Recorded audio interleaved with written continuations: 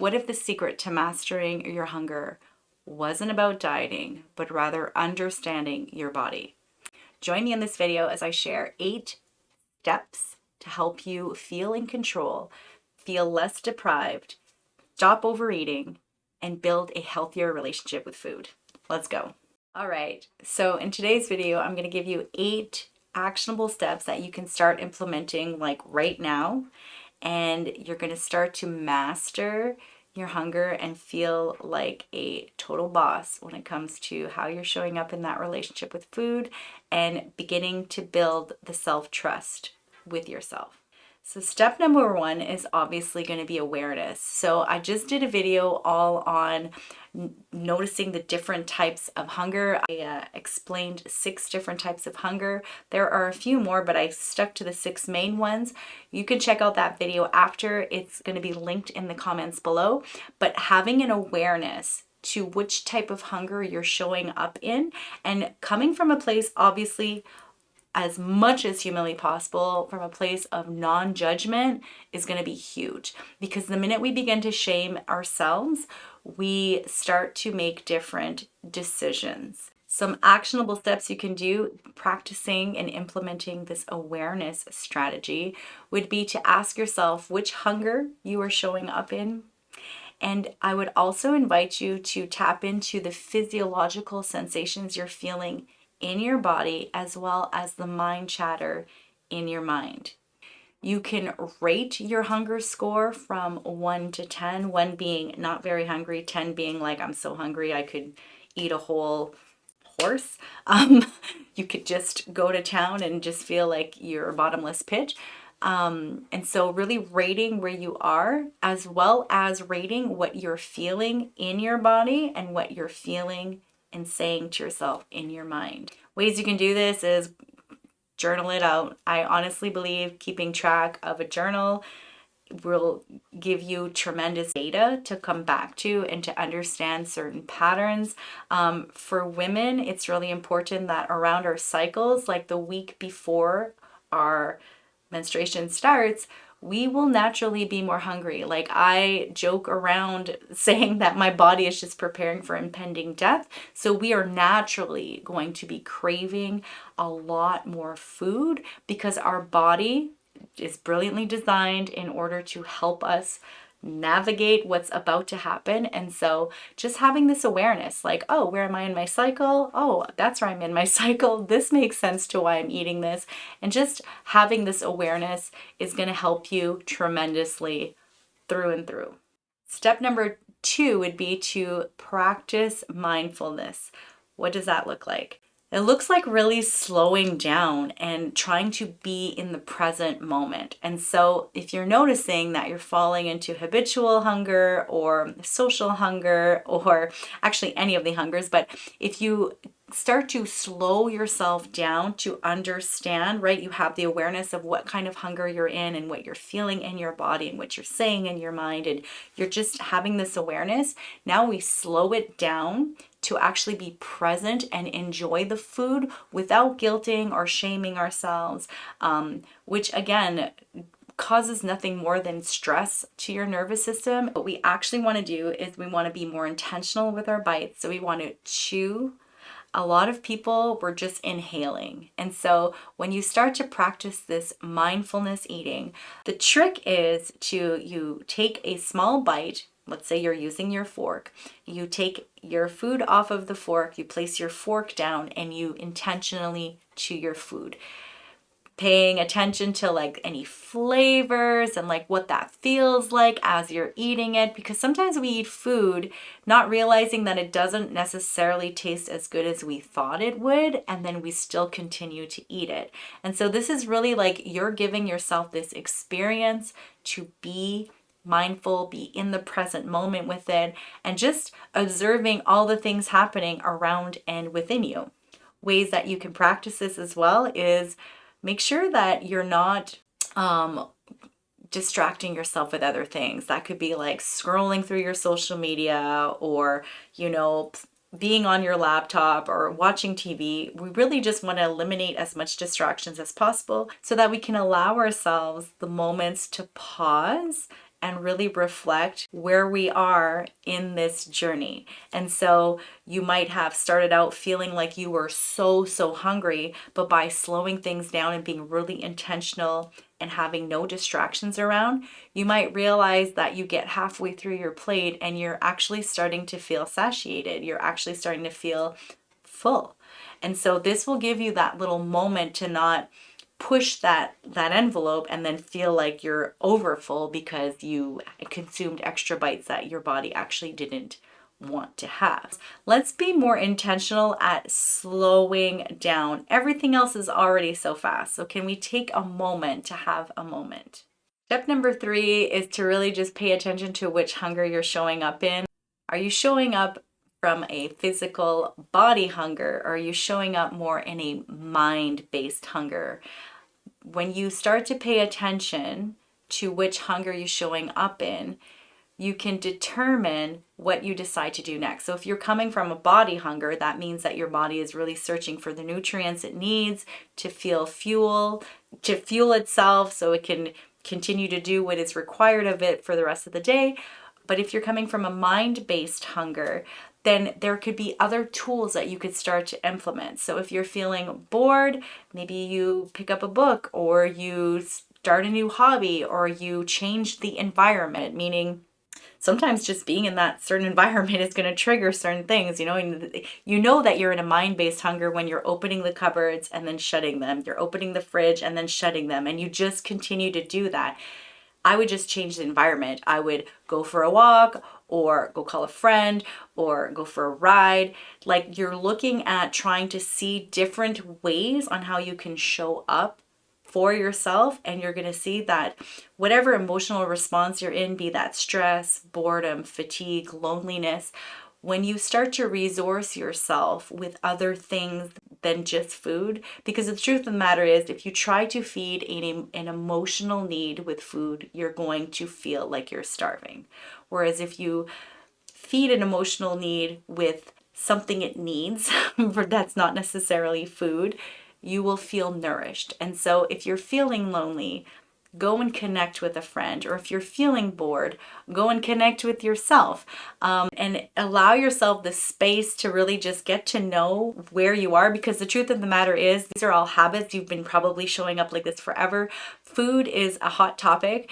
We are conditioned. It's based in our physiology, like it's based in our biology. Like, we're all here because we cried and were fed when we were infants. And so a lot of us have this really deep layered patterning with food and love and comfort and all of the things, and it makes sense. And so when we start to understand and educate ourselves with different things, we can change our approach. So instead of being 95% subconscious, when you show up in the 5% and you realize, like, oh, let's say you're opening the cupboard and you're like, I'm actually not hungry. In that 5%, you have now shifted that pattern. You've now started to break that pattern. And so it's really just being gentle on yourself and continue to discover other ways to appease yourself. Step number 4 is understanding the difference between hunger versus appetite. So hunger is really that physiological response. It's pretty much anything you decide to consume will help. Like, if you've ever felt yourself being so hungry and somebody offers you anything, when you feel like you're pretty much ravished, you will take that and enjoy it. Like, you will make it work for you. Versus when you're coming from a space of appetite, meaning maybe you're showing up from being influenced by a social hunger or an habitual hunger, then you get to ask yourself, like, what habit, what behavior am I currently doing, and how am I feeling in my body, and what am I saying in my mind? And then you get to really tease this apart to understand how you're showing up. And so sometimes we're not really hungry when we get together with our friends, but because there's a spread of food and all of a sudden, it smells good and it looks good, and then it starts to really just trigger. I mean, other examples are like, have you ever just driven by like a McDonald's or whatever fast food restaurant, or you've walked through a mall and you've smelt a Cinnabon. Like these kinds of social hungers really just get triggered and they make us believe that we're hungry when really we're probably not. And so you're just learning the difference between true hunger versus appetite, which is being influenced by the environment. The thing about appetite too that's really interesting is it's in the appetites where you're going to feel like these cravings, like you're going to smell something, see something, or think of something and be like, I really need to have it. So it's not a true hunger. So what you can do is if you give yourself about a 15-minute window, that craving will subside. Now, 15 minutes can feel like a long time if you're not able to self-regulate yourself in other ways. And so this is where this whole mindfulness, really paying attention to like what's happening within and what's happening within is going to help influence you. But it's just having this awareness. Like you can, scientists call this surfing the urge. And so you really just, you ride that wave and then it will dissipate. Now, if you give into the craving before the 15 minutes is up, it's kind of like having a 2-year-old in the back seat screaming at you nonstop to go fast, go fast, go fast, even though you're at a red light. And so understanding this, right? So now that you wouldn't give in to the 2-year-old yelling at you to keep going at a red light when you're stopped at a red light, this is pretty much what the craving is. It's like a 2-year-old yelling at you in the back seat. And so you know logically, like, I'm not going to go through this light. This is dangerous. I'm going to wait my turn. This is essentially the same thing. So if you can continue to practice that, that craving that's yelling in the back seat will eventually dissipate because you're not giving it attention. Step number 5 is really just creating a routine around your meals. And so we want to make sure that we're being intentional with the food that we're choosing, that we're not just, grabbing something, hurrying up and rushing out the door. We want to make sure that we're nourishing ourselves from a balanced place, meaning getting the macronutrients. We need protein, we need fats, we need carbohydrates, we need fiber. Obviously we need water. And so you're trying to balance out your meals. If ever you're feeling more hungry, ask yourself, like, how much protein was in this meal that I just consumed? Or how much fiber was in this meal that I just consumed? Because protein and fiber as well as fat are going to take a little bit longer for your body to metabolize versus, say, a carbohydrate. Now, I don't believe in cutting macronutrients out of your diet. I really don't. Carbs are not bad. We actually need them. Fats are not bad. We actually need them. And protein is not bad. That's a building block for muscle building, and we need our muscle as we age. And so we really just want to pay attention to, like, what was this food, this meal that I just had? Am I pairing macronutrients together, or am I just, starving myself because I'm not consuming enough? That's another big thing. So when you're establishing this routine around your meals, you want to make sure that you're nourishing yourself enough. Like, no more 1,000-calorie diet. No. I'm going to do a video. Let me know if you want me to explain more why your body needs more calories and what that looks like for its function. Let me know in the comments below, because I could for sure do a whole teaching around why this is important. But yeah, you really want to pay attention to what you are consuming. Step number 6 is really becoming more empowered at how you regulate yourself in times of stress. See, stress is inevitable. We are going to face stress, and sometimes there is something stressful in our life, and we tend to make it more by the stories and the meaning we give the thing that we're in. And so sometimes something could just be a nuisance, but the way we interpret and perceive it, we turn it into a crisis. And so I really think that having a self-care toolbox is going to be key for you. So what do you feel your human needs when it comes to stress? Like, what do you have going for you, right? So I'm going to invite you to look at certain different tools. So that could be journaling, that could be dancing, that could be, going out in the woods and yelling, that could be working out. Like, create a little self-care toolbox to help you work through times of stress. Now, when we're able to tap into these different tools, such as breath work and meditation and all of these things, we are just really equipping ourselves with different tools to get through what we're going through. And it'll help us grow through what we're going through. Versus just relying on the food. So we're looking at creating like a toolbox. I really want you to sit and reflect, like, what do I feel like I would need if I'm really stressed out? Do I have a friend I can call? Do I have a therapist that I can go see? You're just resourcing yourself, and I would invite you to write this down, like, and then really like be intentional about practicing these things, because when we're more equipped, we can get through anything. And let's be honest, by practicing navigating through these situations, you're really just learning how to regulate yourself and your nervous system. And having a regulated nervous system doesn't mean that you always have a stable flow when it comes to stress. Like, no, life will peak. There will be stressful events. It's what we make things mean and how can we, what's our bounce back rate essentially. So when I have that spike of stress, how can I regulate myself to come back down to homeostasis? I think that this is really key. This is going to help you feel in your power, and you're going to be able to take these tools and then just continue to build off of them. Let me know in the comments what you are currently using in moments of stress. Like, what are your go-tos?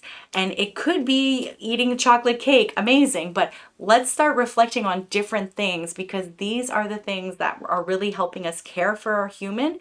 And it's also signs of developing that self-love and really just wanting to honor and nourish this person, like this version of us. And so let me know in the comments below what you currently have as your go-to, or what you're going to start to implement more of. Step number 7, obviously, we want to make sure that we're hydrating. And so I recommend you get yourself a bottle. I have bottles of water. I actually have a bigger one. It's a 2-liter glass bottle. It's in the dishwasher right now, naturally, but you've probably seen me do videos with that.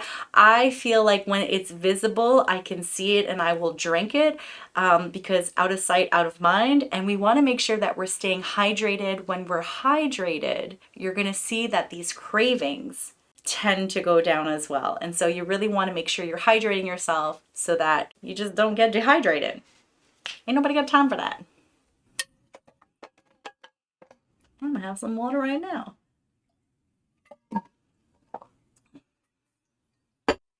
Step number 8 is I really want to start encouraging you to eat more intuitively, meaning every time you sit down to enjoy a meal, I want you to enjoy the meal, but I want you to also be as present as you possibly can. So again, you're practicing all the other steps, like you're slowing down, you're being mindful. And I want you to realize the chatter you have and the story you've created and the food rules that you may have thought that you needed when it comes to certain foods. And I want you to start to challenge those. So if you have been somebody who's like, I can never eat this food because I don't know how to stop, then I want you to really just sit with those stories and ask yourself, like, how are you staying in your power? Now, I'm not necessarily saying go and grab that thing and just go to town with it, but I do want to share a little story. For myself, I used to call these train wrecks. For myself, I had a train wreck process in my binging days. And so I would come to a point, obviously it would happen because I would be restricting myself so much with all of these food rules, but I would come to a point where I would be like, okay, I'm really craving chips. And so I found if I started eating chips, then I would naturally crave the Pepsi. And so that's what would trigger that response. Like, this was the relationship that I needed. However, I also discovered that if I started eating chocolate, I would want chocolate chips. That would then lead to the Pepsi. And so I started really just understanding, like, the train wreck, meaning what was the recipe of disaster?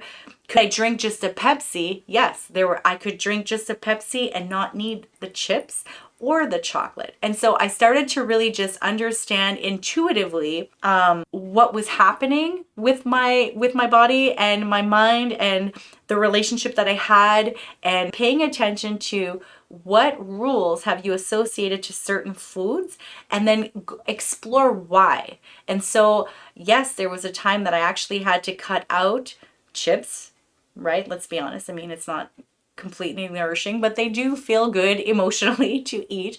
And I also had to cut out rice cakes because I noticed that I would use rice cakes as a gateway for binging on other things. And so I had to really understand my train wreck. And so I invite you to intuitively start to question any kind of food rules you have and maybe just journal on that. I would invite you to journal and see what comes up for you. What stories have you associated? And see, the purpose of doing this is so that you start to take your power back. Anytime you feel like you need to reject something, it's naturally going to have a pull and create an obsession, and that you're going to want it more. So that means it has power over you. Instead, we're going to slow this down. We're going to be more mindful, and we're going to intentionally and intuitively focus on what is happening within and around the food choices we make. All right, that's what I have for today. So if you enjoyed this video, if you could hit the like button, then this way I'll know that you enjoyed this video and I'll be able to drop more content for you around this. And let me know in the comments, like, how is all of this feeling for you? Check out my next video where I share this one mindset hack that helped me take over control of my emotional eating and helped me take my power back. Thank you for being here. I'm so grateful to have you part of the community. As always, be brave, be bold, be you.